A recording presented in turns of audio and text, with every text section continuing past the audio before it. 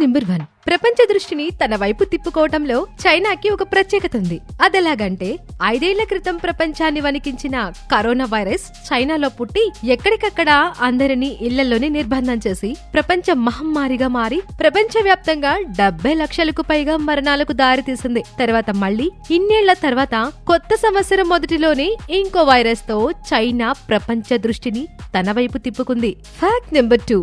శీతాకాలంలో విజృంభించే ఈ వైరస్ చైనాలో పాతదైన కరోనా కారణంగా వైరస్ అంటేనే వణికిపోయే పరిస్థితి వచ్చింది. ఈ వైరస్ కి HMPV మానవ మెటాప్న్యూమో వైరస్ అని పేరు పెట్టారు. ఇది ప్రాణాంతకం కాకపోయినా దీనికి కరోనా వైరస్ లక్షణాలు ఉండడంతో చాలా దేశాలు భయపడిపోతున్నాయి. ఇప్పటికే ఈ వైరస్ తో చైనాలోని హాస్పిటల్స్ అన్ని నిండిపోయి ఉన్నాయట. ఈ సంఘటనలు కరోనా సమయంలో అందరూ చూశారు కనుక కొంచెం ఆందోళన కలిగించేవిగా ఉన్నాయి. Fact number 3. US centre for disease control ప్రకారం HMPV అనేది శ్వాసకోశ వైరస్. ఇది ఎగువ మరియు దిగువ శ్వాసకోశ ఇన్ఫెక్షన్లకు కారణమవుతుంది. ఇది చిన్నపిల్లలు, వృద్ధులు మరియు రోగనిరోధక శక్తి తక్కువగా ఉన్న వారికి అత్యంత హాని కలిగిస్తుంది. కానీ ఇది అన్ని వయసుల వ్యక్తులను ప్రభావితం చేస్తుంది. ఈ HMPV RNA వైరస్ లక్షణాలు ప్రారంభమైన 5 రోజుల నుండి 2 వారాల తర్వాత బయటపడతాయి. Fact number 4. ఈ వైరస్ సోకిన వారికి దగ్గు, ముక్కు కారటం లేదా మూసుకుపోవటం, జ్వరం, గొంతు నొప్పి, గురక లేదా శ్వాస ఆడకపోవటం. కొన్ని సందర్భాల్లో వైరస్ తీవ్రత ఎక్కువగా ఉంటే బ్రోన్కైటిస్, న్యూమోనియా లేదా